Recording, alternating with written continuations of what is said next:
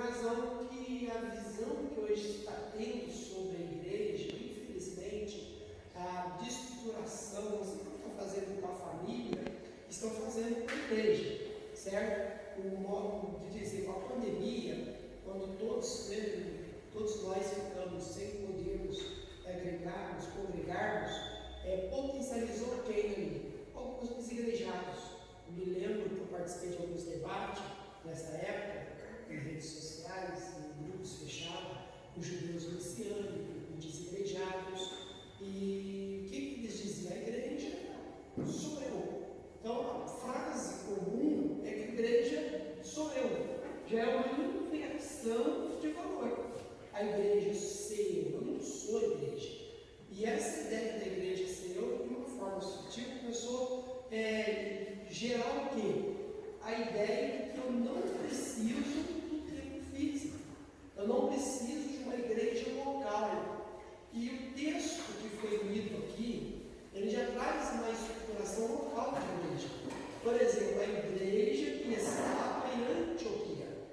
Então, a primeira questão, só o texto que nós lemos hoje, já dá uma ideia de igreja local. A igreja situada, onde o povo se reunia. Em Atos 2, a mesma coisa. Vamos ver que eles se reuniam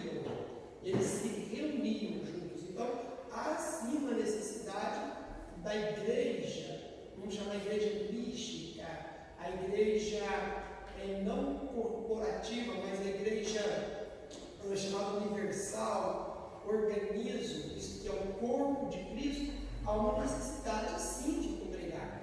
Mas, infelizmente, com a ideia da pós-modernidade, que é cada um tem a sua própria verdade, cada um tem a sua própria forma de enxergar Deus, então eles estão desestruturando a igreja. Então essa lição, ela reportou para nós algo muito importante, que é a natureza da igreja. O que é a igreja em seus vários aspectos. Vimos a igreja em sentido simbólico, vimos a igreja em sentido, da palavra literal, no sentido organismo, certo? Universal. Isso é porque a igreja é composta de todas as pessoas lavadas e remidas no sangue do Cordeiro. Nós vimos nas primeiras 4 aulas uma ideia mais espiritual da igreja. Nós vimos a origem da igreja, como que a igreja originou-se. A igreja não originou-se em Mateus 16, 18. A igreja não originou-se em Atos capítulo 2, ainda que é um pouco controverso. A igreja, ela veio originar-se em Deus. Então, qual é o modelo, qual é o fundamento da igreja? É Cristo, crucificado e vivo, ressuscitado. E a Bíblia vai classificar Cristo como Cordeiro de Deus. E aí, a própria Bíblia, tanto em Pedro como em Apocalipse, diz que ele é o Cordeiro morto, Deus antes da fundação do mundo. E a igreja é um mistério escondido em Deus. Então a igreja não é um programa, um projeto de alguém. Eu vou fazer o seguinte, eu vou montar uma instituição, comparando com instituições judaicas, para debater, para combater, para lutar contra o judaísmo, contra os sistemas religiosos, contra os gregos, contra os romanos. Não. A igreja não é uma invenção do homem, a igreja é uma instituição divina. É uma instituição divina. Agora, o que eu tenho que saber enxergar, para que eu não caia na palavra dos críticos, dos desigrejados, ou até pessoas que têm uma certa dificuldade de ir com a igreja, é conhecer realmente a natureza da igreja. É compreender realmente a natureza da igreja. Por exemplo, uma igreja como organização. São várias denominações. Aí você vai definir assim, pastor, a imagem da igreja, segunda lição, depois a natureza da igreja. A igreja verdadeira e igrejas falsas, perguntas que se fazem. A igreja verdadeira e igreja falsa, se tem uma pergunta que parece fácil responder, mas na íntegra não é se existe igreja verdadeira e igreja falsa. Por quê? Porque primeiro encontrar a natureza, a origem da igreja, depois a imagem bíblica da igreja, e aí por fim a natureza dela. Então, quando eu conheço a natureza, o que é a igreja? A igreja é um organismo vivo, fundamentado em Cristo, mas Cristo é a base, é o alicerce, é a pedra principal. Toda instituição que tem o nome de igreja, denomina-se igreja, cujo Cristo não é a base. Paulo vai dizer, fundamentado na doutrina, isso é o fundamento dos apóstolos, dos profetas e dos apóstolos. Por que dos profetas e apóstolos? Antigo Testamento e o Novo Testamento. Então, toda igreja que é fundamentada nas Sagradas Escrituras é titulada como igreja falsa. Por isso, nós temos denominações que é constituída como seitas, grupos que constituem como grupos de hereges, e aí eu só vou não me armar no sentido agressivo, mas de proteger. Eu só vou proteger a minha fé, como Paulo disse, guardei a fé, se eu conhecer realmente a igreja. Ah, você vai na igreja para quê? Esses dias, o cara falou para mim assim, né? Irmão, pastor é tudo ladrão. Eu falei, irmão, pastor não rouba. Até eu fiz um vídeo pequeno depois. Pastor não rouba. Não, que rouba? Não, pastor não, nunca tive para mim, tá? Pastor não rouba. Não, mas você viu na televisão? Não, veja bem. Pastor, o que é a função de um pedreiro? O que o pedreiro faz? Constrói. O que o cozinheiro faz? O que o pastor faz? E o que o ladrão faz? Então, se ele está roubando, ele não é pastor, ele é ladrão. Vestido de pastor. Não rouba? Pastor não rouba. Mas João 10 fala do mercenário, então falso pastor. Então, às vezes nós caímos numa ideia de pessoas críticos, às vezes nós caímos numa ideia de crítico por não conhecer. Por não conhecer, se eu conheço, isso não me atinge. Isso não me atinge. Ah, você viu? A igreja, outra coisa. Por que tem muitas igrejas? Se já alguém me abordou dessa forma. Cara, eu não entendo. Por que tem muitas denominações, muitas igrejas? Jesus não fundou uma só igreja? Sim ou não? Deixa eu perguntar para vocês. Jesus fundou uma só igreja? Sim ou não? Bom dia. Bom dia. Bom dia. Jesus fundou uma só igreja? Por que tem muitas denominações? Quem pode me ajudar? Os jovens, é isso? Pré-adolescentes? Ajuda os adultos, porque eles são bem tímidos. Porque os homens acabaram enviando assim, as próprias culturas, informando cada um uma doutrina. Estavam sendo enganados por alguns analfabetos titulados em pastores. E eu lembro que um dos textos que eu utilizava era Mateus 16, do versículo 16 ao 18. Diz que Jesus para Pedro, e sobre esta pedra edificarei a minha igreja. A palavra que eu falava para os evangelhos está no plural do singular. Aí eu vejo o evangelho, singular, então uma igreja. Então quando que nasceu a sua igreja? Aí eu mesmo respondia para ele, foi por Lutero, né? Vocês são fruto da reforma. E que ano que foi a reforma? 1517. Então tá, 1517 cristianismo. Surge o que vocês chamam de protestantismo. E 1500 anos antes, onde que estava a igreja? Que Jesus fundou de edificar a minha igreja. Começou por Pedro sendo líder. Porque Jesus fundou a sua igreja. Eu pregava assim. Pregava nas rádios, debatia com pastores em rádio e outras doutrinas, porque eu não conhecia a natureza da igreja. A igreja como organismo só tem uma, não importa a denominação. Se ela está fundamentada no corpo, que é a igreja do Senhor. Isso é maravilhoso. Denominações caracterizam igrejas locais. Ela pode ser diferente em vários aspectos. Não na doutrina, porque aí já não é igreja, aí é seita. Se tiver doutrina que desvirtua. Mas no costume, nas tradições, até nos dogmas, elas podem ser diferentes. Esses dias eu estava conversando com o irmão, ele está no projeto de nos levar para o debate da igreja só. Ele falou, ele é assembleano, um amigo meu, pastor. Aí foi pregar, começou a pregar no mesmo evento, e ele desceu um foguete na igreja, que ele titula da parede preta. Eu chamei ele e falei, irmão, lá na sua denominação, da nossa Assembleia de Deus, a Assembleia de Deus, não que traz o nome de Assembleia de Deus, mas cadê o do Belém? Pintamos a igreja de preto? Falou, não. Quem é que pinta? As comunidades. Você congrega lá? Não, por que você está preocupado com eles? Cuida da sua casa. Cuida da sua casa. Às vezes ele fica batendo em coisa que não nos afeta. Afeta eu, se vamos supor que aqui não fosse Belém. Vamos supor que aqui fosse a igreja do Ministério Itamar Celestial. Aí ele pinta a igreja de cor de abóbora. E eu congrego na igreja venerando o rei. O que eu tenho a ver com a igreja dele? Vai me afetar lá? Então, às vezes, nós arrumamos picuinha, doutrinação, daquilo que não nos afeta. Aquilo que não nos afeta são costumes, ou modismo. Agora, quando é doutrina, aí muda. Aí o negócio é mais estreito, aí nós combatemos. As heresias, elas existem para ser combatidas. Os hereges também, certo? Mas costume, métodos, tem igreja que bate palma. Tem igrejas que tem coreografias. Nós batemos palma sexta-feira. Tem prova.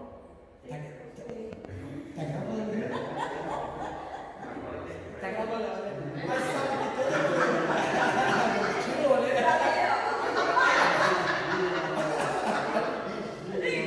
Eu já ia falar que nas igrejas lá da onde eu estava. Eu já ia falar que na igreja onde nós estávamos, eu soltei o piado de louvor lá. O que pega, gente? Parecendo negócio de cemiteriano. Não é aqui. O que pega? Estamos vindo. Bate palma para cantar parabéns pro cara. Bate palma depois que o político fala. Bate palma para o aniversariante. E não pode aplaudir Jesus. Várias vezes lá na Martina, lá na Vargem, entendeu? Mas é costume, é lógico. Esse jogo. Vou contar um aqui. Eu coloquei o voto, bem em cima do púlpito. Bem em cima do púlpito. Coloquei umas LED. E ficou muito lindo. E o irmãozinho, jovem já viu, né? Achou bonito, foi lá e apagou as luzes e acendeu só as LED e pôs em cima do púlpito. E no outro dia o pastor Lelis ia pregar. Aí ele falou, pastor, e agora eu posso fazer? Pode, se não fez sem ele aqui, faz com ele aqui. Aí ele fazia assim, ó. E pastor, você vai ver como isso vai ficar chique, vai parecer um anjo. Porque são métodos não é doutrina, a partir do momento que ele quer. É lógico, nós somos prudentes, nós sabemos que tem alguns costumes que é totalmente fora da Assembleia, a gente não utiliza, certo? Nós não utilizamos, mas algumas coisas a gente sabe que é totalmente local, por isso tem várias denominações, igreja é uma só. Tá bom? Quando alguém fala para você, existem muitas igrejas. Você sabe o que é igreja? Você volta para uma pessoa, você sabe o que é igreja? Que existem, são muitas denominações. Aí sim entra um pensamento diferente, certo? Cultura, realidade diferente. Mas igreja é uma só. Somos todos irmãos em Cristo Jesus. Depois o reino de Deus é a missão de Cristo. E a igreja como organismo e organização, dentro disso que eu já comecei falando. Depois tem o ministério da igreja e a disciplina da igreja, como batismo e depois a ceia. Até o 10, a partir do 7, até o 11, na verdade, nós vimos a organização da igreja, a liturgia da igreja, os serviços da igreja. Isso é o trabalho da igreja com e para a igreja. Porque o papel da igreja, ela tem as suas definição, que é em relação ao mundo, em relação aos crentes, certo? E ela tem em relação ao mundo, qual que é? Ela tem que ser luz para o mundo. Em relação aos crentes, ela tem o papel do discipulado. Então ela tem o papel evangelizadora e discipuladora. E ela tem a sua função com Deus, que é a adoração.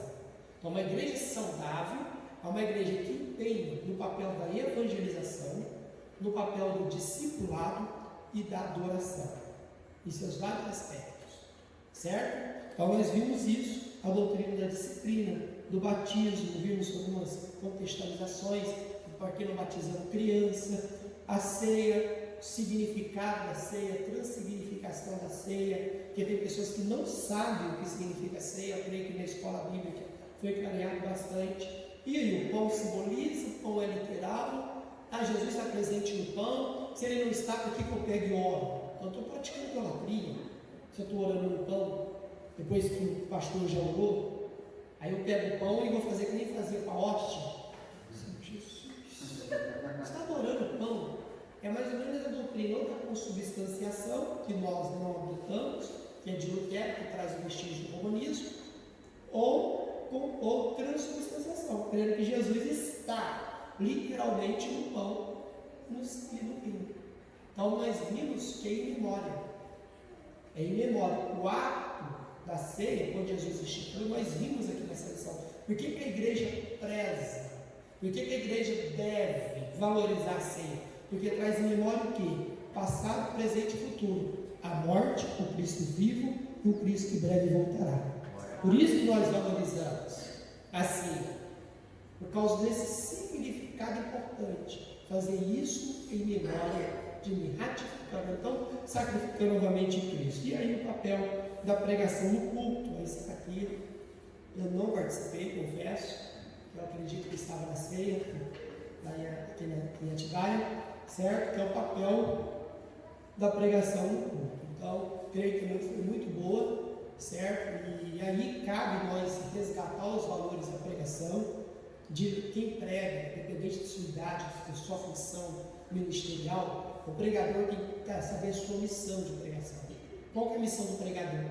Ler a Bíblia, entender a Bíblia, explicar o texto, aplicar o texto.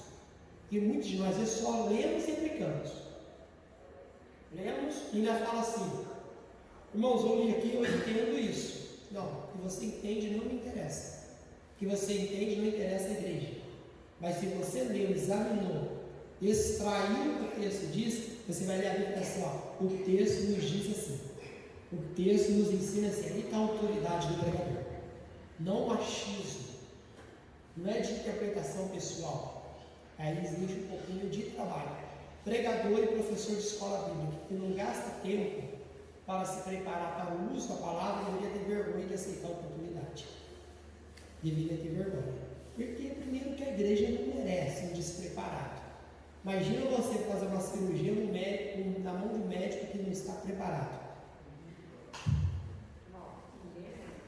E como saber, né? Só pelo resultado. Então, você vê o resultado de uma péssima pregação, de uma péssima aula, o despreparo do professor. E eu estou falando de péssimo mesmo. O professor que começa e já termina porque não tem argumento, porque não acabou.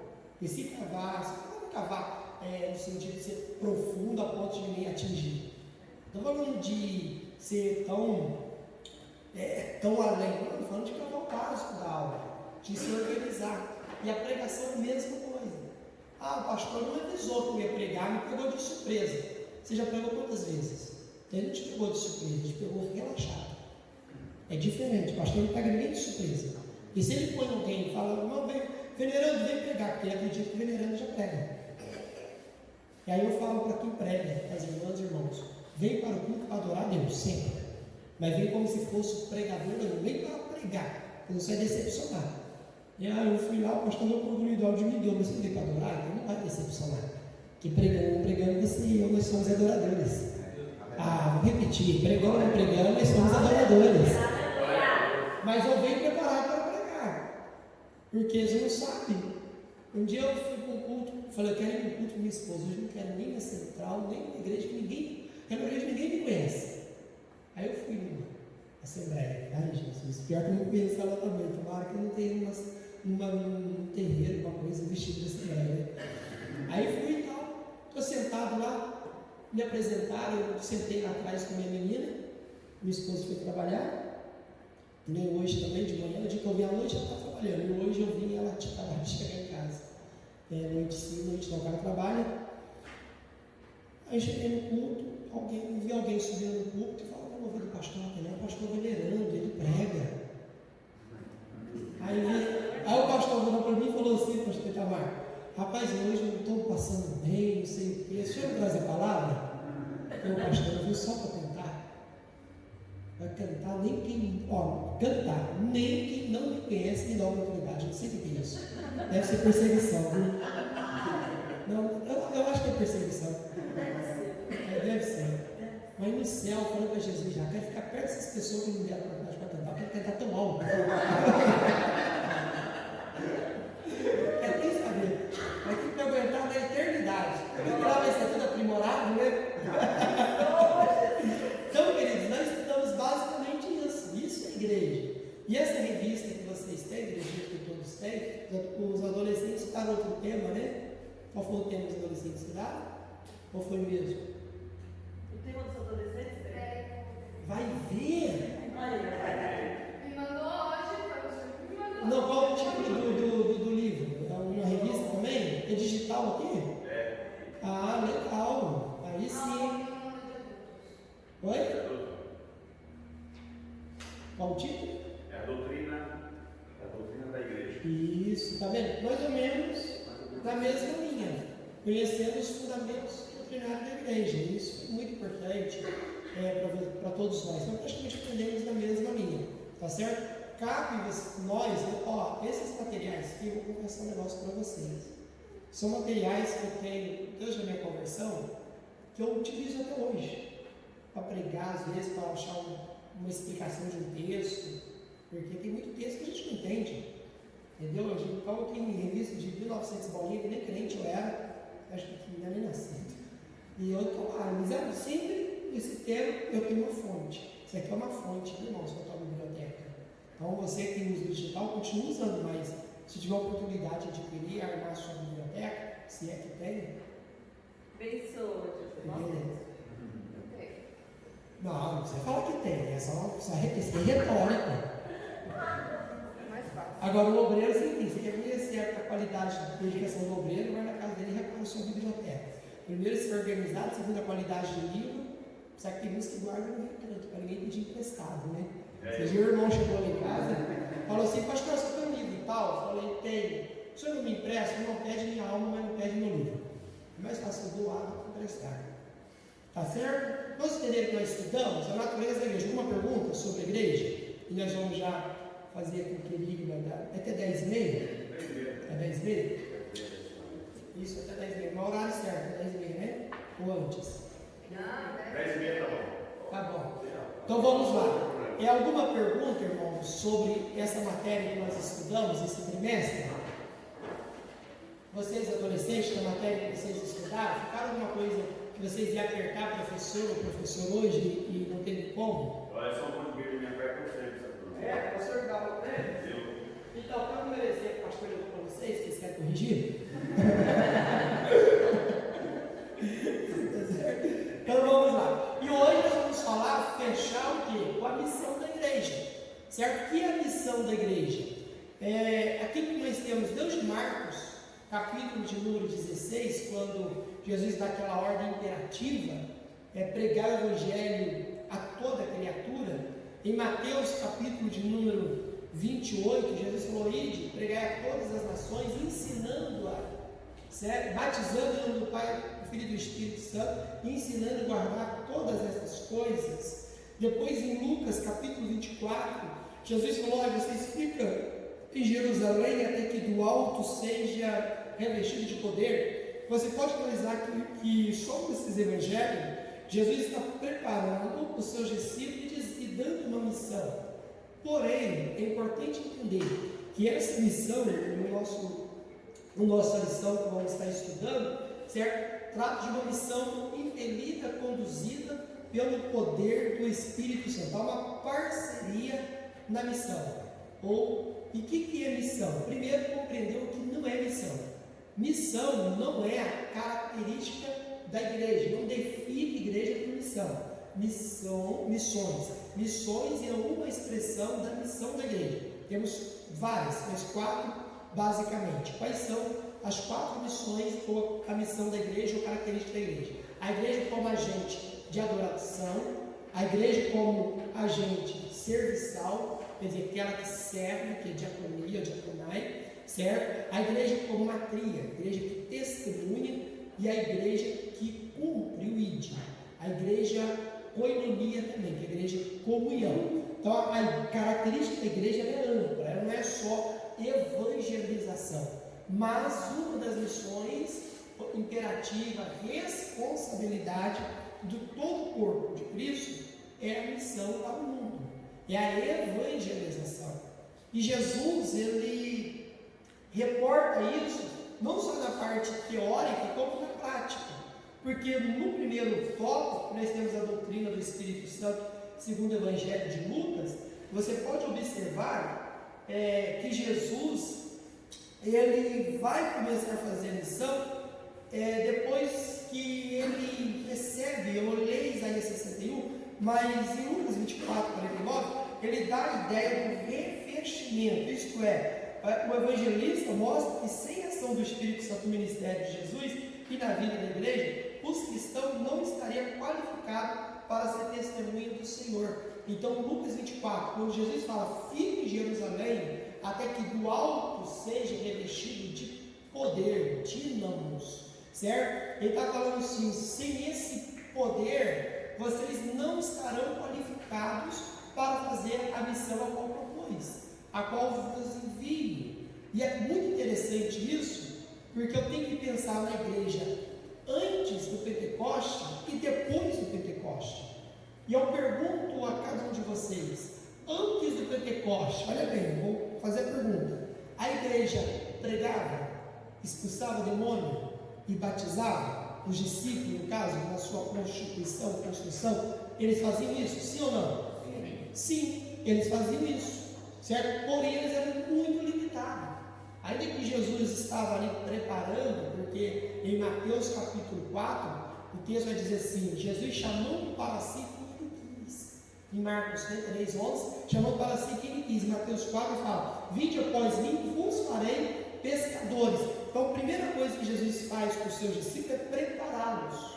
Preparar de uma forma teórica e prática, dando oportunidade para exercer. E ele já expulsava o demônio, por quê? Porque a autoridade da missão da igreja está no nome de Jesus. Então, quando ele saiu, os 12 saíram, mais 70 saíram, e eles saíram no nome de quem? No nome de Jesus. Então, eles tinham sucesso na sua missão. Tanto é que eles voltam todo alegre, dizendo dos milagres, dos prodígios, e alguém todo empolgado diz assim, Senhor, até o diabo nos é sujeito. Aí Jesus olha para a carinha deles e fala, eu estou preparando vocês para isso e para muito mais. Alegrai-vos não porque o diabo nos é sujeito, porque eu ouvi Satanás ser lançado como um raio do céu, mas alegrai-vos antes porque o vosso nome está escrito no céu. Então Jesus fala, estou preparando vocês para uma obra consubstancial, não uma obra que para em curar os enfermos, não uma obra que para em expulsar demônio, não uma obra que para simplesmente em fazer algo na terra. Nós vamos fazer na terra, mas vai ter um resultado no céu. Porque tem muita gente que acha que é só isso. O Espírito Santo, ele prepara a igreja como noiva.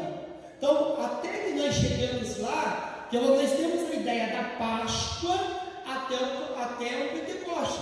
Temos a ideia de Pentecoste até o arrebatamento. Então, o processo contínuo da Páscoa, da cruz até o Pentecoste, é o momento de receber a virtude, o enchimento, o preenchimento.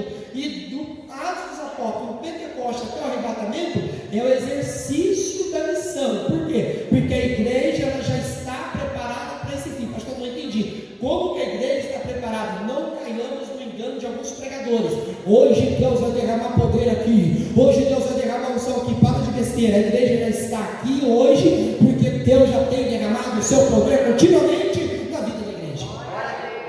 Porque tem gente que acha que porque aquela noite, tá certo que alguns usam como expressão idiomática, como força de expressão, todavia, Lucas, ele trabalha essa ideia. O enchimento do Espírito Santo é uma experiência necessária. Em Lucas 3, versículo 21, o Senhor Jesus só começou o seu ministério depois de ser cheio do Espírito Santo. Mas é um paradoxo, é uma coisa muito complexa, né? Porque a Bíblia diz que ele é batizado, tanto em Lucas como também em Mateus, ele é batizado, o Espírito Santo vem de forma corpórea como de uma pomba, e o Espírito Santo conduziu Jesus, mas não conduziu para os grandes púlpitos, não conduziu para onde ele queria, não conduziu para a grande plateia, não conduziu para as multidões. O texto diz que o Espírito Santo conduziu para o deserto, para ser tentado. Então, qual foi o preparo que Jesus lidar com as oposições, porque o deserto se torna oposição, também tentações se tornam oposições, o diabo torna oposição, querendo distorcer a palavra na nossa chamada, na chamada da igreja, mas o texto diz que foi o Espírito que conduziu Jesus para o deserto. No deserto, Jesus vai passar por um processo muito lindo, por quê? Porque ele vai vencer duas verdades. Primeiro, ele vai vencer o deserto. Segundo, ele vai vencer no deserto. A igreja, enquanto estiver na terra, ela está sujeita aos desertos, espiritualmente falando, e também às oposições espirituais.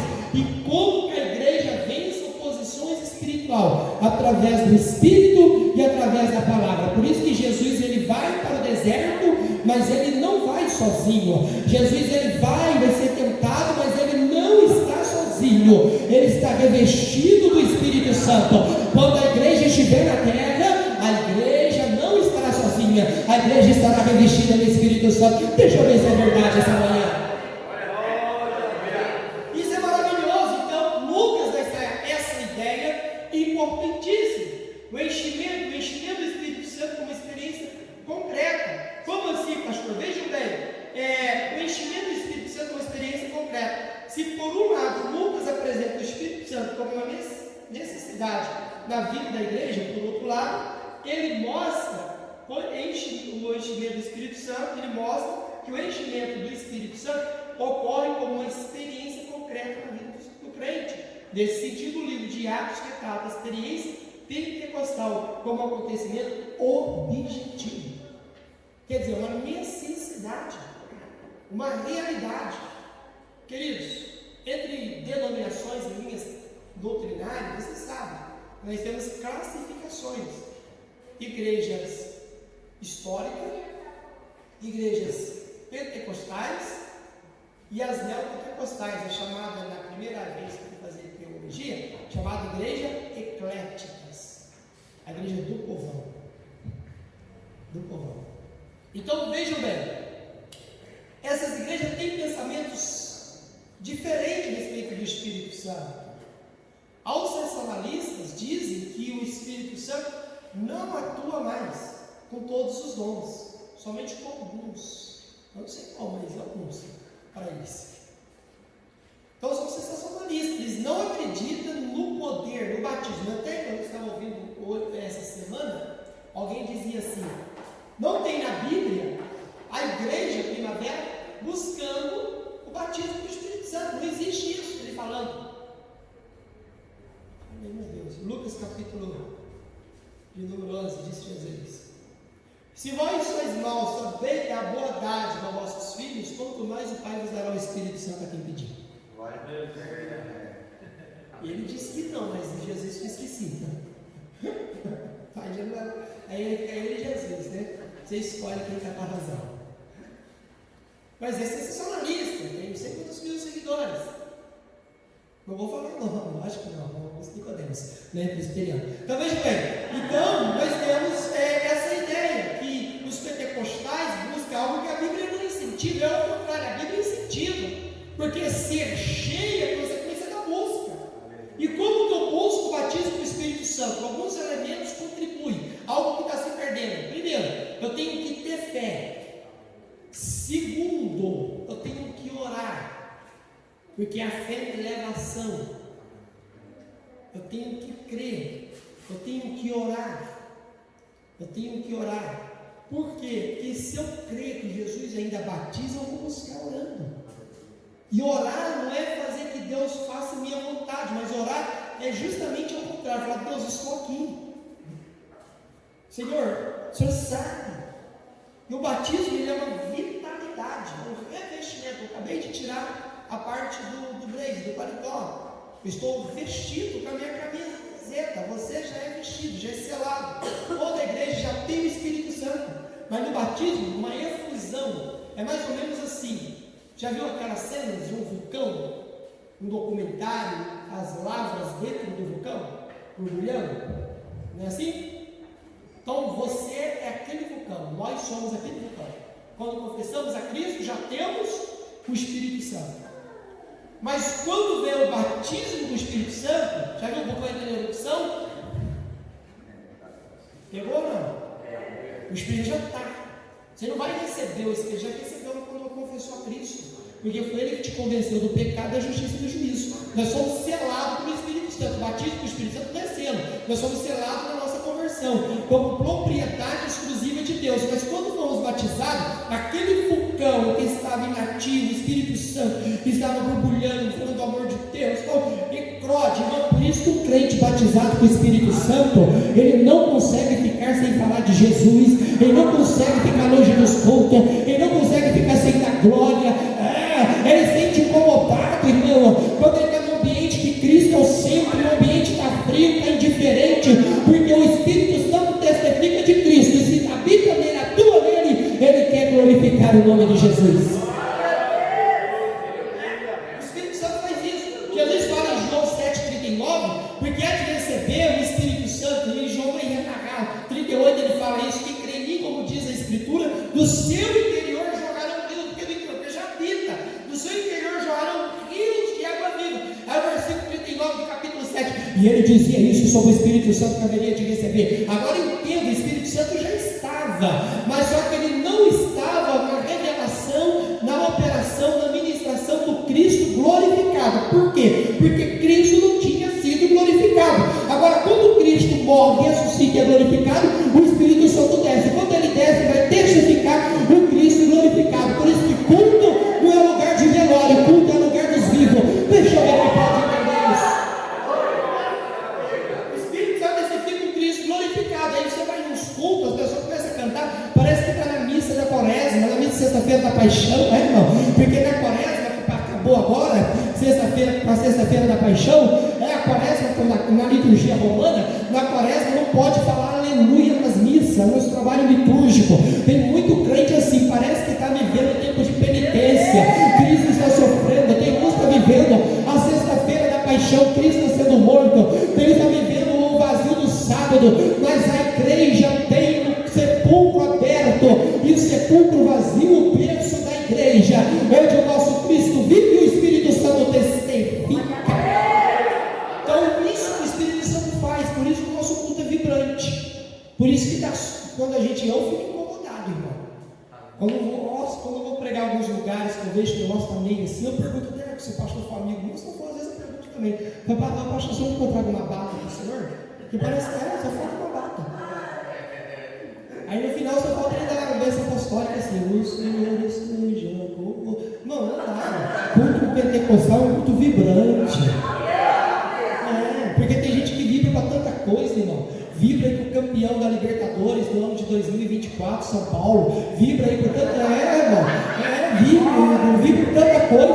Mas não vibra na presença de Deus, querido. Isso é sério. Sabe por quê? Porque nós estamos afastando da operação do Espírito Santo. É porque nós estamos na época da tecnologia, de muita ocupação, de tempo. Por exemplo, porque outrora tinha mais operação. Alguém fala, outrora tinha mais milagre, tinha mais operação. Jesus batizava mais. O problema não é esse. A questão está sendo avaliada de uma forma errada. Vou repetir, estamos avaliando as questões de uma forma errada. Não é que antigamente tinha mais batismo, não é que antigamente tinha mais operações. Está errada essa avaliação. A avaliação tem que ser da nossa parte para Deus, porque Deus não mudou. Deus de antigamente é o mesmo de hoje. É que antigamente os crentes não ficavam no culto no celular, os crentes não ficavam conversando, passando chiclete, os crentes não chegavam atrasados, os crentes chegavam para a oração. Os crentes, quando tinha necessidade, eles iam aos pés de Jesus. Se acabava o gás, não tinha cartão de crédito, não tinha aí para comprar 24 horas, você liga e entrega o gás para você 10 horas da noite, 11 horas da noite. Então você não tinha recursos terrenos, precisava do recurso do céu. Mas a igreja hoje, ela está acostumando com o recurso da terra, então ela está afastando do sobrenatural. Mas se nós aproximarmos um pouquinho mais, o Deus que operava ontem continua operando. Mas ia pregar? Não, Deus do céu, eu tinha uma Bíblia, se eu tivesse 2 livros era muita coisa. Hoje o cara vai na internet, copia uma mensagem, já treina no jargão do pregador, chega aqui, já sabe até a hora de entrar no manto. Querido, mais ou menos assim. Então nós estamos afastando da intimidade. Os trabalhos de oração está cada vez mais vazio. Não, eu quero uma igreja pentecostal. Você ora?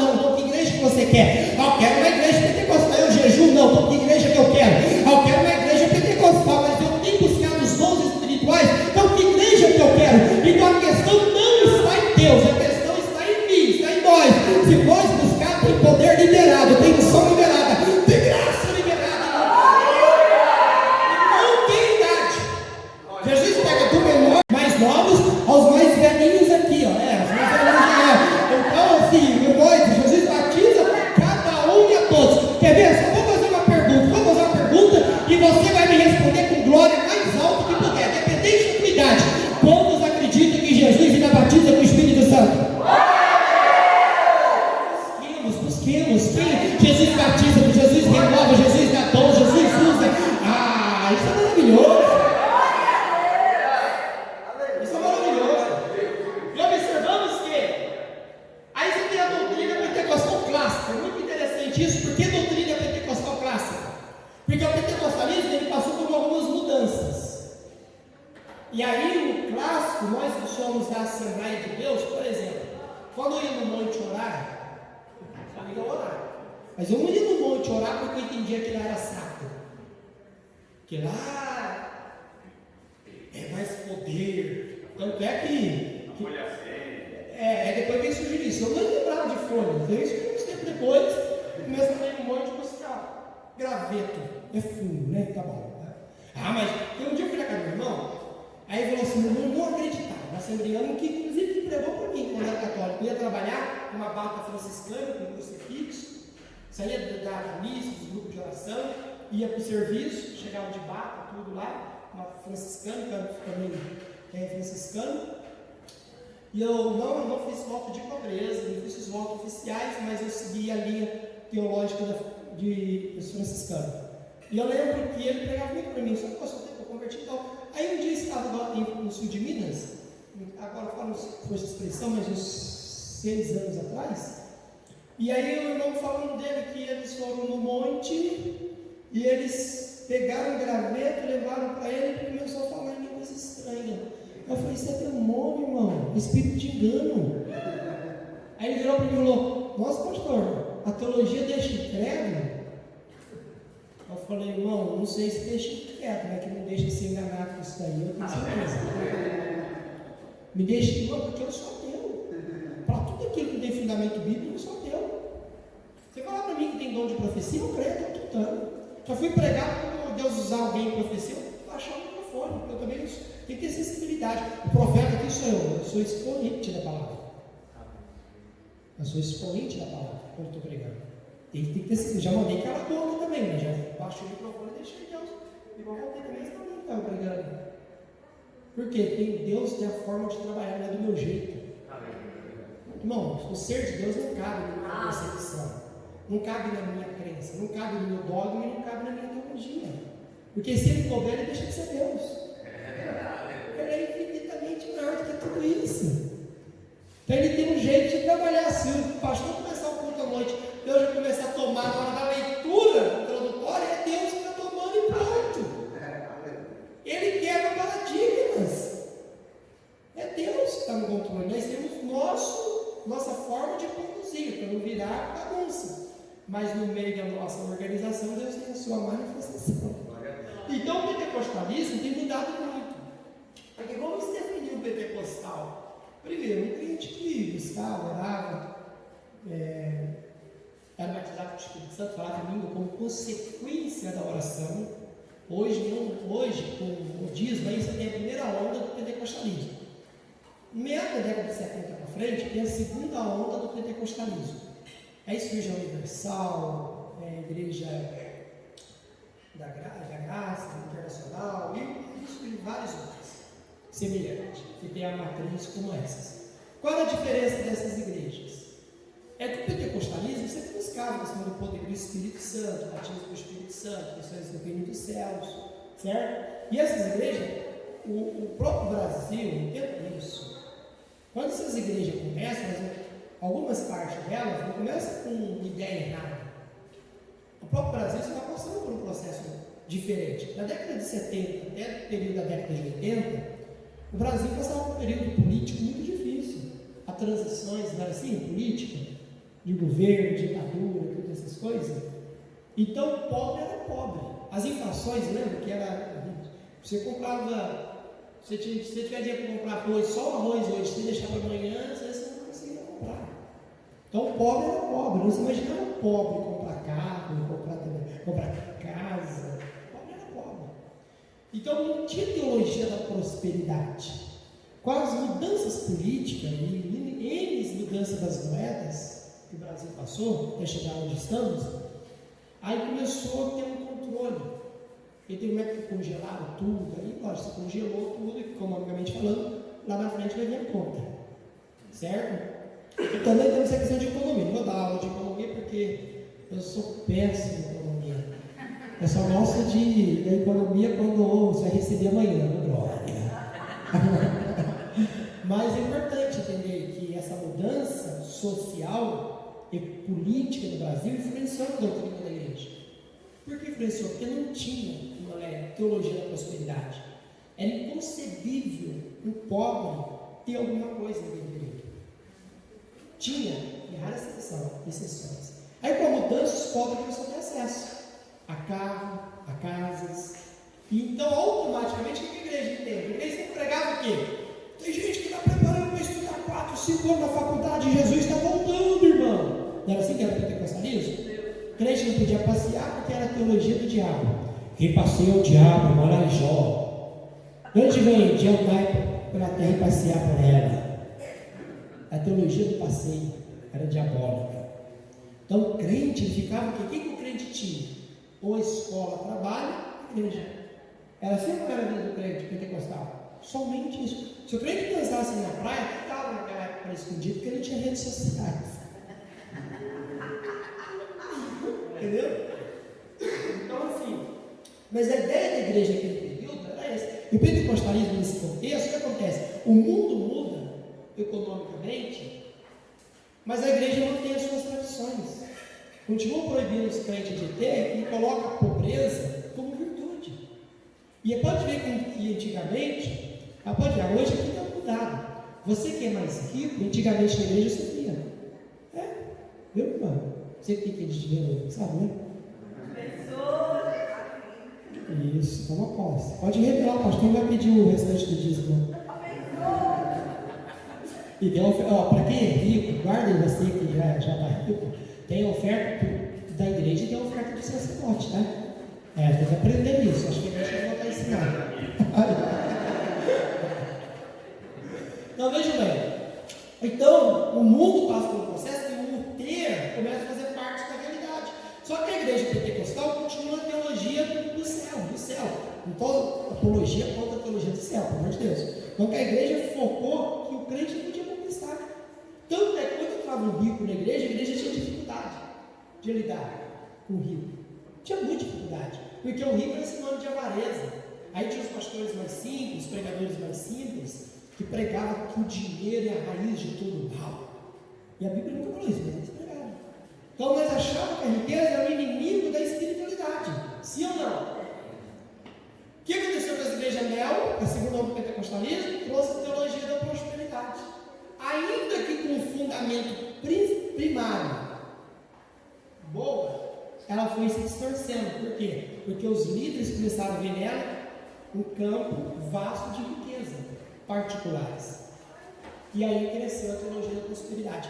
Qual que diferenciou o pentecostal dos neopentecostais? Quando eles buscavam poderes espirituais, eles começaram a fazer corrente, novena, corrente, campanha e tal de prosperidade. Porta disso, porta aquilo, vai passar no sal grosso. Aí começou também a trazer misticismo, um pouco do catolicismo e um pouco do espiritismo. Rosa ungida, sal grosso, óleo ungido, água benta, não é assim? Fala que água benta, olha que experiência que eu tive. Eu, jovem, católico, aí tinha um vizinho, nunca foi na missa, tinha um bar. E ele pediu para me levar uma garrafinha com água depois do bar dele para o padre benzer. Eu virei para meu amigo e falei, vou levar não. Ele vai na missa, vamos benzer nós mesmo? Aí eu benzei a água. Toda vez que eu estava morando lá, eu tinha água benta do padre venenando lá. Quem quer perder isso, né? Então, materialização da fé. A materialização da fé, certo? Então, o neopentecostalismo gerou essa materialização da fé, que, lógico, teve consequências ridículas, como nós estamos vendo hoje. Aí tem a terceira onda, aí surge a igreja quadrangular, evangélica quadrangular, outras, até que elas começam a fazer intenções boas, mas aí começam a surgir os cultos místicos. Hoje eu não sei qual onda que está, pode ser que esteja na sétima onda, porque hoje tem um terreiro de macumba evangélica, a pessoa está vestindo igual, dançando igual, entendeu? Isso não é o poder de Deus. O pentecostalismo prático crê no poder de Deus como resultado de uma vida íntima com Cristo, de uma comunhão, por exemplo, fala em línguas. Está aqui já, como evidência do batismo. Como que fala em línguas? Como lá na Católica ensinava. Quem não fala em línguas aqui? Vou aproveitar agora, quer ver, pai? Então, lá eu ensinava. Vai falando comigo. Maria, Maria, Maria, Maria, Maria. Maria, Maria, Maria, Maria. Aí o fundo musical, né? Ou vai no aleluia. Aí hoje está assim. Fala em língua, fala em língua, fala em língua. Está falando em língua aqui, está falando em língua aqui. Meu Deus, eu aprendi que se eu orava. Romanos capítulo 8 fala: o Espírito ora em nós de gemidos e. Então, quer dizer, era um resultado da oração, pastor. Não era um mecanismo. Aí virou mecanismo. O cara chega no culto, está lá, conversando sobre a agenda e tal. Vem cantar. Vai cair, vai pegar.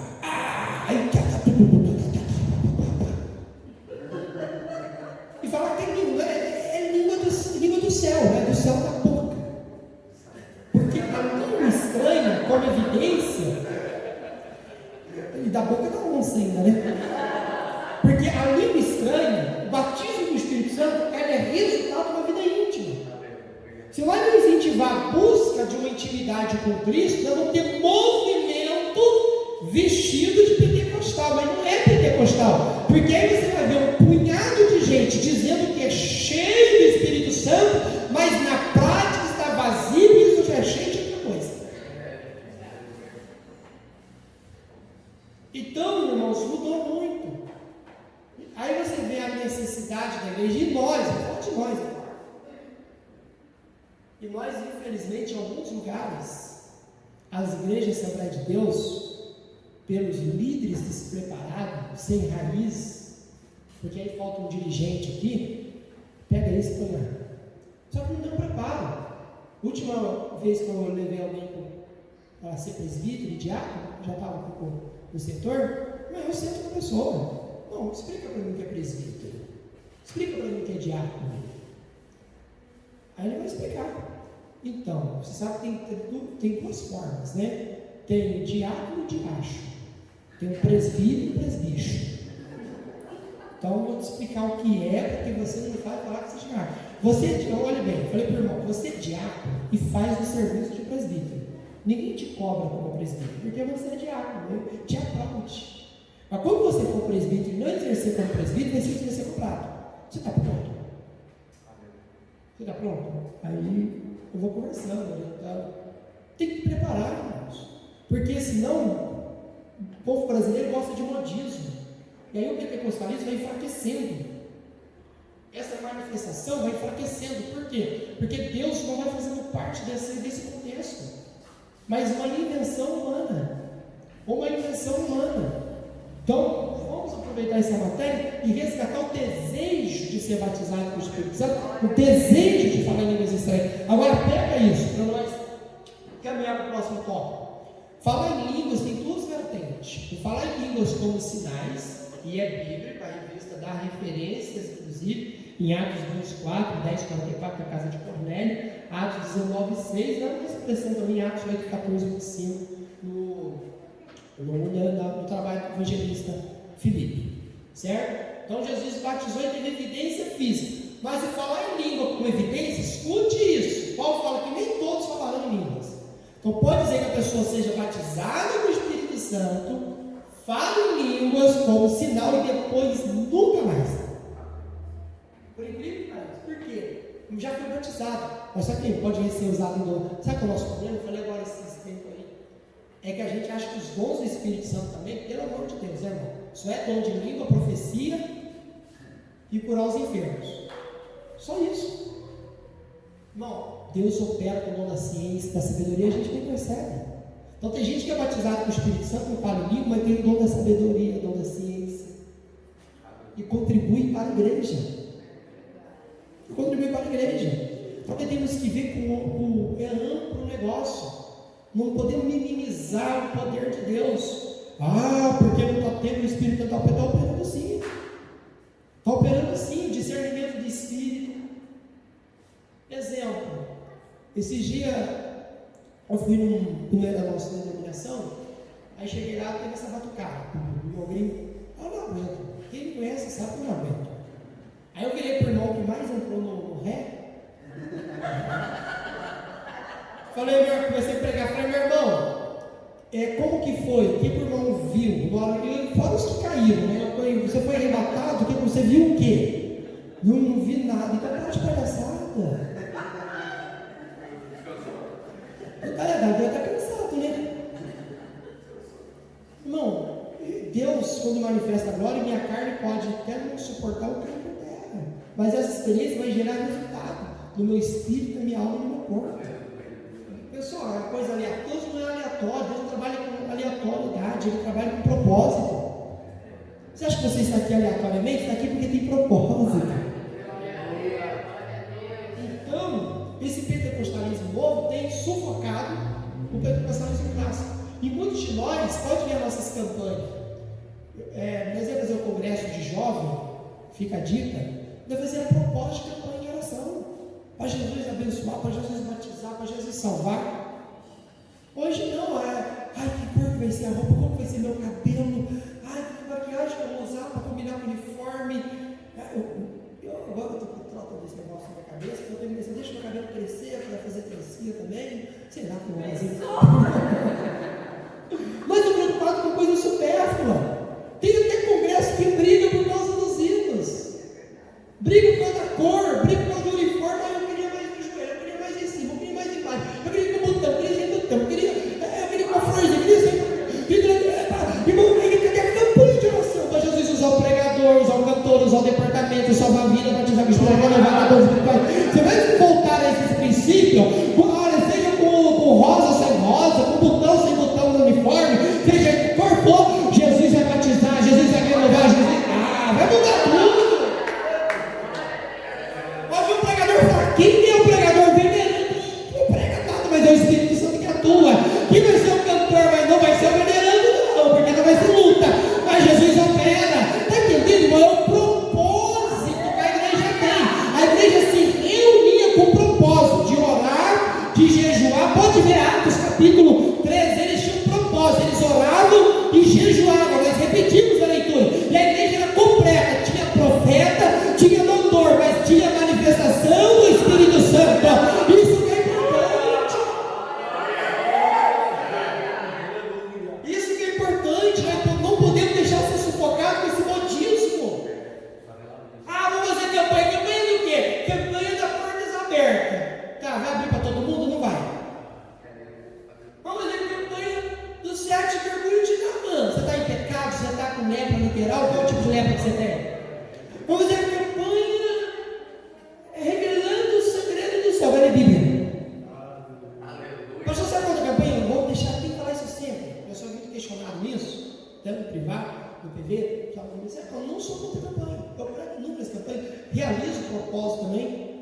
Às vezes eu sou contra quando você condiciona a igreja. Toda semana, todo mês, todo mês tem que ficar inventando campanha para o povo ir para a igreja. Quando você tem que fazer algo para o povo ir para a igreja, a cruz de Cristo não está significando nada. Um obreiro falou para mim um dia: pastor, posso pôr uma faixa aqui? Vai escutar quinta-feira, quinta da vitória. Eu falei: se você quiser colocar, coloca, mas eu não vou. Eu não vou no culto, não. Irmão, tem que ir no povo 2 vezes. Por quê? Primeiro, quinta da vitória, e a sexta? E a quarta? E a terça? Tem vitória? E olha, você não pode prometer algo, você não pode cumprir. Vai ser sábado de avivamento. Eu não agendo avivamento. Vai ser o fim de semana de milagre. Eu não agendo milagre. A soberania não está na igreja, mas no povo da igreja. É Ele que opera, é Ele que realiza do jeito que Ele quer e na hora que Ele quer. Não é eu que agendo isso. Eu tenho que ensinar a igreja a vir adorar a Deus, ser menos egoísta, menos interesseira, entender que culto não é aquilo que eu recebo, mas é o que eu oferto, e o que eu recebo é a consequência do que eu oferto, que é a minha adoração. Então o nosso meio está se perdendo isso. O propósito do culto aí, a escola bíblica dominical, pastor, faz um teste, faz um camarada para pregar aqui, que é aqueles que eu sei que tem muita forma de Deus usar, e tem pessoas que Deus usa mesmo, usa em dons maravilhosamente. Traz ele para pregar numa sexta e sábado à noite. Fala que vai pregar domingo de manhã. Você que vem na escola bíblica dominical, se chegar atrasado, não vai ter lugar para acrescentar. Paulo vai falar que toda a escritura é útil. Para algumas pessoas a escritura não é útil. Útil é profecia, revelação, culto de milagre, culto de campanha, culto de... Para quem vem no culto de ensino, para quem vem no culto de escola bíblica, no momento da escola bíblica, se chegar atrasado não tem que olhar para eles. Por quê? Porque o povo, a multidão gosta disso, gosta de pão e peixe, mas os discípulos ainda na palavra e o Senhor na palavra. Então, querido, eu não poderia deixar sufocar. O segundo tópico interessante, por quê? O Espírito Santo participando, capacitando as testemunhas. Capacitando as testemunhas, no livro de Atos é possível perceber o ensino da capacitação do Espírito Santo. Capacitou Pedro. Pedro, ele negou Jesus. Por que Pedro negou Jesus? Não vem com historinha, não. Pedro negou Jesus, ficou bravo, porque Jesus curou a sogra dele, mulher gente boa, rapaz. Preparou até um cafezinho, com certeza, porque Deus se levantou e começou a servir. Era que a gente curar, porque a sua filha viu um cafezinho fez. Aí a gente orou, Jesus foi lá, pôs a mão e ela começou a servir. Mas Pedro negou Jesus. Pedro fez o que não dava para fazer. Pergunte o quê? Andou sobre as águas. Pedro fez o que não dava para fazer. Andou sobre as águas. Já repararam isso? Não é para Pedro andar sobre as águas. Falou, entra no barco e passa para o outro lado. Quando Jesus falou, vem, Pedro, Jesus está acalentando Pedro, o desespero de Pedro, a incredulidade de Pedro. Porque quando fala assim, homem de pouca fé, por que Jesus falou isso? Porque ele falou assim, sou eu, não foi assim? Pedro falou, se és tu, manda eu ir até você. Quer dizer, então Pedro vai com uma atitude desesperadora, não de fé. Aí ele desce do barco e anda e afunda. Tem muita gente vivendo sobrenatural momentâneo. Porque são desesperados. Deus não tem compromisso com o desespero de ninguém, mas com a confiança do crente. Então Pedro era perturbado. Pegou a espada e queria cortar a cabeça de Malco. Mas quando ele recebe, junto com os demais, a efusão do Espírito Santo, está proibido pregar. Saiu da prisão, foi direto para o Sinédrio, está proibido pregar. E o texto diz que ele não quis cortar a cabeça de ninguém no Sinédrio. Ele não negou Jesus. Ele saiu alegre porque foi proibido pregar o nome de Jesus, sentiu honrado e continuou pregando o nome de Jesus. Isso significa que o Espírito Santo nos capacita.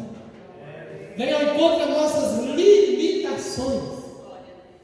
Há algo que eu não faço sem Ele. Agora com Ele, Deus me capacita a fazer. Aleluia. Sabe aquela vergonha, aquela timidez? Tem gente que é tímida, não é nem eu. Ei, Rosinha. É só Jesus, né? Mas aí o Espírito Santo vem da palavra. Quando você vê, nossa, foi eu que falei mesmo, olha. Não foi o Espírito, não, foi você. Com a graça de Deus. O Espírito e a noiva diz: vem, olha aqui, parceiro, o Espírito Santo vai te ajudar a cantar, vai te ajudar a pregar, vai ajudar a dar testemunho, vai ajudar a orar. Ah, não, mas eu não sei, mas ele sabe, mas eu não tenho, ele tem, mas eu não sou, mas ele é, isso que é importante. Aleluia! Isso é maravilhoso. O Espírito Santo, ele capacita pessoas simples, mas ele capacita toda a igreja. Quer dizer, para o Espírito Santo, não depende daquilo que você tem, mas que você é. Ah, Deus só usa pastor. Deus só usa crente muito tempo. Deus só usa quem estudou teologia. Não, Deus usa a igreja. E você é parte da igreja. Deus usa a igreja e você é parte da igreja. Deus usa você. Ah, você não entendeu? Deus usa você. Deus usa você.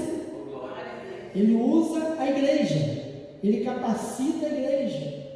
Eu não sei, tem coisa que compete a igreja, né? Segundo Pedro 18, portanto, crescei na graça e no conhecimento. Depois tem que buscar também. Mas ele dá o batismo do Espírito Santo, ele gera isso. O desejo de buscar. E quanto mais eu busco, mais eu tenho para oferecer. A missão da igreja é justamente isso, é receber para oferecer. Fique em Jerusalém, receba que é o texto de Aula. Olha, recebereis a virtude do Espírito Santo, deixa eu ver se é isso mesmo. É Atos 8. Recebereis a virtude do Espírito Santo que advém sobre vós e ser-me-ei minha testemunha. Vocês estavam escondidos em João capítulo 20, agora em Atos capítulo 1, versículo 8. Vocês não vão ficar dentro do cenáculo. Assim o Espírito Santo trabalha na vida da igreja. Quando tu iria receber o Espírito Santo, era acomodado, ficava só em quatro paredes. Aí depois que recebemos a infusão do Espírito Santo, chegamos na escola, no trabalho, na rua onde moramos, no lazer onde vamos, aonde pisarmos, somos testemunha da vida de Cristo. O Espírito Santo impulsiona-nos a isso. Essa é a missão da igreja. A igreja de Atos nunca precisou fazer um programa de evangelização. Uma programação, porque já estava sendo, como diz aqui, na verdade prática, o Espírito Santo é a força motriz. Já impulsionava. Hoje nós temos que fazer e clamar. Vamos, igreja. Tem obreiro que não vai, irmão. Vou falar com vocês. Eu já tive essa experiência aqui também, viu? Eu gosto de trabalhar com o mundo da pastorança. Eu desconsagro o obreiro. Eu desconsagro. Não tem o que fazer. Eu pedi falei, Deus, dá essa graça, então, santa desconsagração. Tinha um diácono, tinha título de diácono. Ele não ia na doutrina, nem nos evangelismos, nem nos trabalhos de oração. Aí um dia, eu fui ver, fiquei 1 ano e meio tentando salvar ele, no diaconato, nesse caso. Cantava, pregava, uma maravilha. Mas esse trabalho efetivo da igreja, ele nunca estava. Aí um dia ele falou para mim, pastor, eu vou entregar tudo. Eu falei, não, espera lá. Entregar tudo o quê? Irmão, não vai na doutrina, não vai na escola bíblica, não vai trabalhar de oração. Você vai entregar o quê? Você não tem nada, não entregava não. Você não tem nada. Aí um dia eu fui lá na casa dele, a gente tinha uma reunião com a igreja, com os obreiros, eu ia tirar ele da função diaconal, não ia proibir ele de fazer as coisas, só ia tirar do ombro dele essa função. Por quê? Porque o obreiro se cobra como obreiro. Eu fico, pensativo. Um trabalho efetivo da igreja, os líderes de departamento não estão. Como que vai incentivar os demais do departamento? Bem assim. Então, como que o pastor vai ter força no domingo à noite para incentivar o trabalho outra semana? Você está entendendo? São coisinhas que nós temos que trabalhar na nossa vida de igreja. Porque assim, eu falei, irmão, é o seguinte, eu tenho uma reunião hoje, como o irmão não tem culto de doutrina, o irmão está crente ainda, né? Tô. Então, a partir de hoje, eu vou oficializar lá que o irmão não tem função diaconal na igreja. O irmão não tem função diaconal. Não tem. O irmão não tem função diaconal, não pode cantar, pregar, normal, se ajudar a recolher oferta. Como membro da igreja, não está proibido em nada. Mas a função diaconal não tem. Por quê? Porque se não deixar o irmão em função diaconal, tem que cobrar o irmão como diácono. Mal e mal, o irmão está sendo membro da igreja. Mas aqui, se fizer isso, pastor, se fizer isso aqui, a cidade inteira daqui fica sabendo que o pastor mandou embora da igreja. Mas ele não é não. Manda mesmo. Manda mesmo. Lá numa congregação nossa, tinha lá, acho que ele pastor é o seguinte, tem um companheiro lá, 50 anos de diácono, mas não é crente ainda, então tem que suspender. Aí fui, tratei o caso dele e tal. Só me disse, não vou só disciplinar, estou tirando sua função diaconal. Dobra o joelho aí. Deus tira do céu. Essa parte aqui é evangelho. Aí, eu falei, pastor, se o senhor não concordar, eu falei para o nosso pastor setorial, se o senhor não concordar, o senhor vai lá, retifica que ele é diácono, mas não partido, transferindo lá, não volto mais. Porque a igreja tem que ter ordem, e o cara é imoralmente inadequado para a função. Aí fui tirei. Aí o dia que foi tirando esse companheiro, ele me deu uma oferta. Glória a Deus. Aí eu falei assim, depois dessa oferta eu te disciplino. Espera a oferta chegar primeiro, né? Aí lógico, a oferta é oferta. Aí beleza. Aí peguei e falei, irmãos, aí a gente falou, meu pastor, tá, virou crente, viu? Depois fiz bem para ele. Virou crente. Aí beleza, ele falou, pastor, e o meu diaconato? Eu falei, não, primeiro dá fruto de crente. Tem que trabalhar com a salvação. Diácono é serviço. Se você trabalhar como diácono, você é diácono. Se você trabalhar com a salvação que você é. Tá lá, crente até hoje. Você de me levar umas pascarinhas, você de continua, ele está uma bênção, está crente. Tem gente que você faz bem. Então está entendendo que o Espírito capacita a igreja, mas a igreja tem que entender, está capacitado para dar fruto. A igreja tem que dar fruto. Porque se não ficar somente em quatro paredes, para que essa confusão? É que nem a batizada, só cheio de espírito. Para quê? O congresso? Vai ficar pulando no congresso? um retiro, meu Deus, é uma unção, é um poder. Cadê eles? Depois. Aí fica com vergonha, aí ninguém fala. Por quê? Porque o poder não é poder. Se o poder é poder, ele tem uma transformação. Porque eu não posso minimizar o poder de Deus, pastor. Eu não posso ter o poder de Deus e continuar no pecado. Que poder é esse que não vence o pecado? Eu não posso receber o poder de Deus e continuar negligente. Que poder é esse que não mudou meu comportamento? Eu não posso receber o poder de Deus e continuar na mentira. Que poder é esse que não mudou minha atitude? Eu não posso falar que é poder de Deus falar línguas estranhas e falar mal do meu irmão. Que poder é esse que não ungiu a minha língua? Então o poder de Deus começa a gerar transformação. Deixa eu ver quem está entendendo nessa manhã. É um processo, lógico, que nem todo mundo é perfeito, não, porque se você andar comigo, não precisa nem de 2 horas, você fica perto de mim 20 minutos, eu passo raiva, porque pensa uma pessoa chata, sou eu. Então eu sou uma pessoa que tem mais defeito do que qualidade, sou eu, mas eu entendo que eu preciso do poder todo dia eu tenho que achar ponto de melhoramento na minha vida. Poder não me faz melhor do que você, mas me faz reparar das minhas limitações para ser melhor do que sou hoje. Isso é igreja.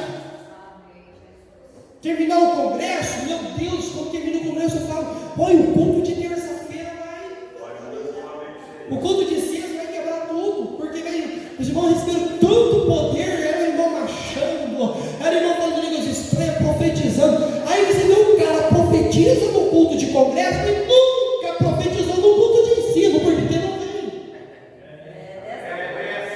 Não vem. Porque quem é usado em profecia é usado no culto de congresso, no culto de domingo, no culto de ensino, no culto de escola dominical. Porque o Espírito Santo não está limitado a congresso. Fala de terceiro, irmão. O Espírito Santo, ele tem liberdade. Então o Espírito do Senhor é liberdade. Ele tem liberdade, você vai também.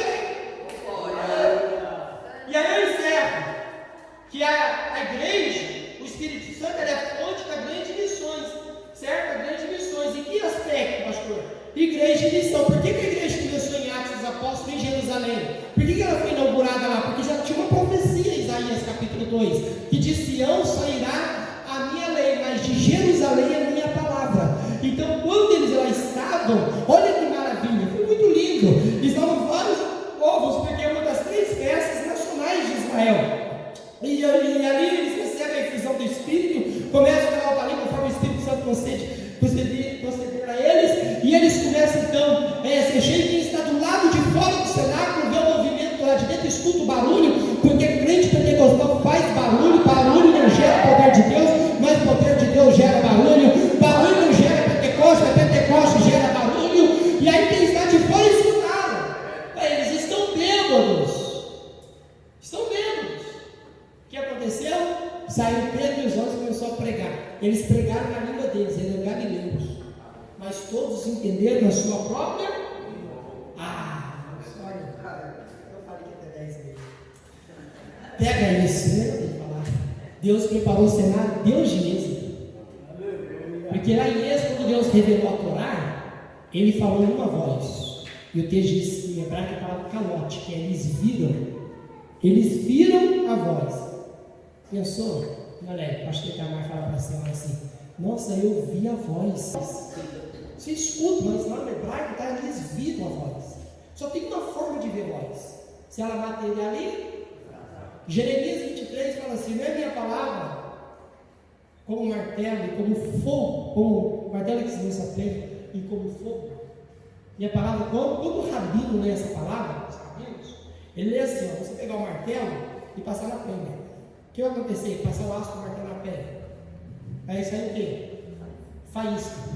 Então eles acreditam assim, que Deus tem uma única palavra, mas várias vozes para todos os povos, 70 vozes, que significa palavra para todas as nações. Então, quando Cristo vai inaugurar a igreja, ele traz esse cenário preparado e diz que eles viram, e era descido sobre eles de línguas repartidas como meio de fogo. Por isso, quando ele sai para pregar, ele escreve para todas as nações representadas ali fora, e todos ouviram sua própria língua. Lá em Êxodo, quando o povo hebreu saiu do Egito, não era só hebreus, tinha outros povos também, e Deus diz que todos ouviram e entenderam. Fala: Moisés, tu não fale Deus, mas fale você conosco. Então lá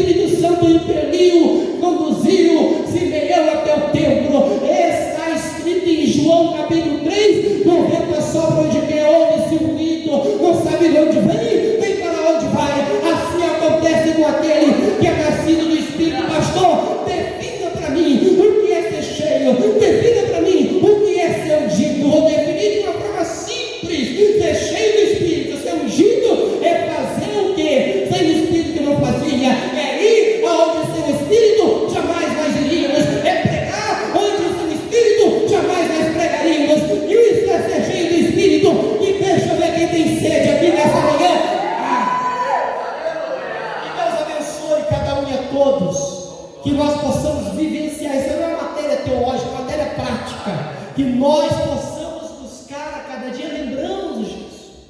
Isso é imposição, isso é imposição, isso é uma opção, opção. Todos foram cheios do Espírito Santo. No culto todos são cheios, não na igreja, porque nem todos que estão na igreja estão no culto. Vou repetir, no culto todos são cheios, pastor. Todos são cheios do Espírito Santo, mas na igreja não. Ah, pastor, mas eu estou só na igreja? Está na igreja, mas não no culto. Quem está no culto é diferente. Queridos irmãos, eu não trouxe mais livros, mas eu tenho uns aqui, se vocês quiserem adquirir. Um Milagre na Casa de Jairo, tá bom? Versículo por versículo.